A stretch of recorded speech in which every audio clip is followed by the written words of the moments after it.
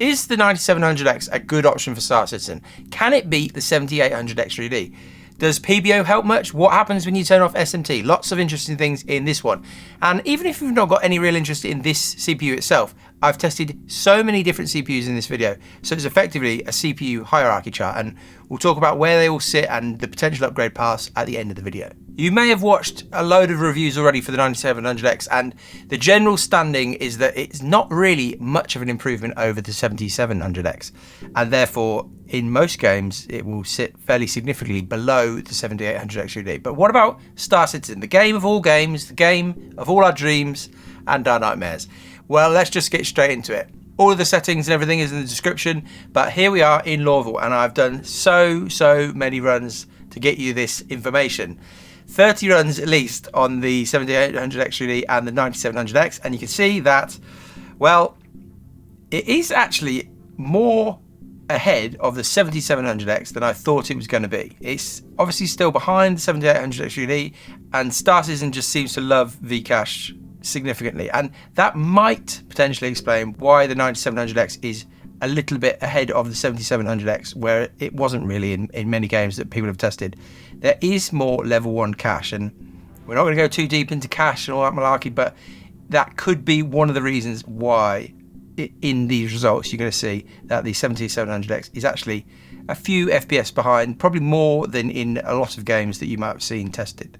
In Area 18, it's the same story, exactly the same pattern. So the 9700X is a jump up over the 7700X, but still pretty substantially behind the 7800X 3D. And so really, I mean, at this stage, we can say that if you've got a 7800X 3D, then this is not going to be something you're considering really. If we just look a bit further down this chart though, consider the uplift between the 3600 and the 5600. It's a 5 FPS or so, obviously percentage wise as well, maybe a bit more, but the 7700X to the 9700X isn't like a non-existent generational uplift. There is an improvement there, and so the major problem is that the 7800X 3D exists. If you're a 7700X user currently, there's no reason why you would choose the 9700X over the 7800X 3D.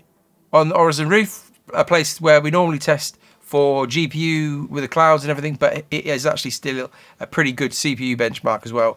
And you see again, the pattern is exactly the same. We're beating the 7700X, but the 7800X 3D is out in front.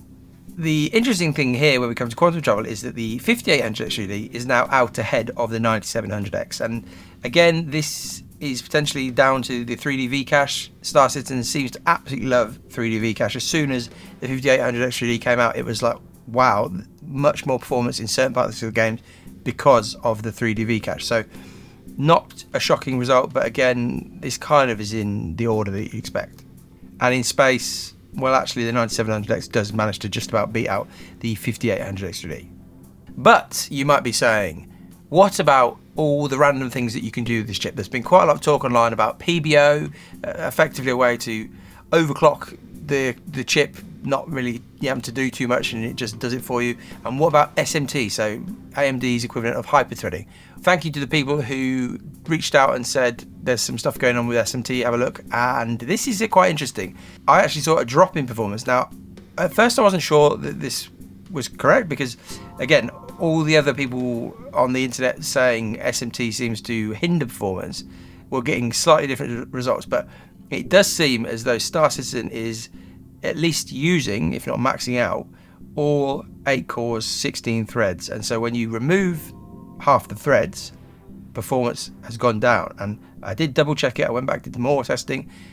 I did so many runs of SMT off. I think I did 30 of this just to make sure. So I'm fairly confident in this. And actually then I also decided to go into the BIOS and turn off 2 of the cores. So we then turn the 9700X sort of into the 9600X, a 6-core 12 thread part, thinking, well, again, if CRG has got the engine into a place where it's using all 8 cores and 16 threads, dropping a couple of cores off should see a drop in performance, and that is again what we saw. So it seems as though this is worth saying. I need to explore this more, but for a long time I've kind of been saying, if you're buying a new CPU, probably get 8 cores, 16 threads to kind of future-proof yourself.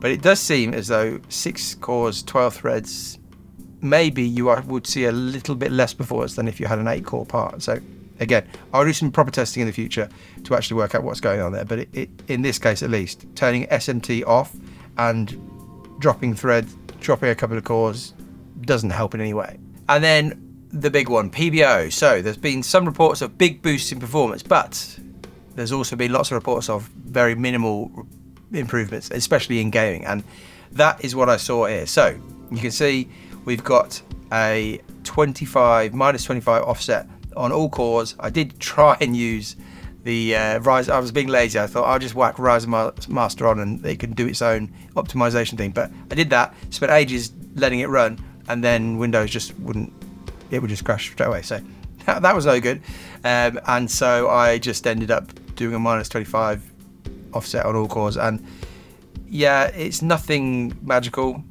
really. Like it's not a noticeable performance improvement, but interestingly, in this case and in gaming potentially, the massive power draw increase that some people are seeing when testing this isn't really the case. You see here, this is the stock run, and it's effectively locked to around 88 watts all the way around. This is the whole package for the CPU.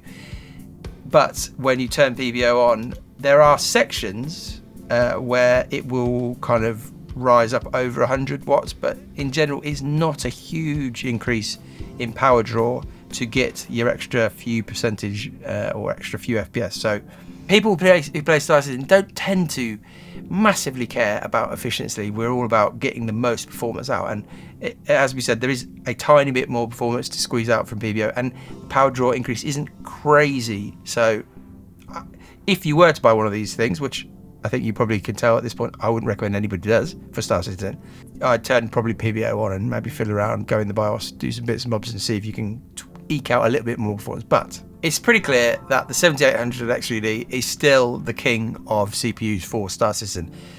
Again, you could, in theory, go Intel, overclock the heck out of it, do a load of tuning, get your memory running really, really quick.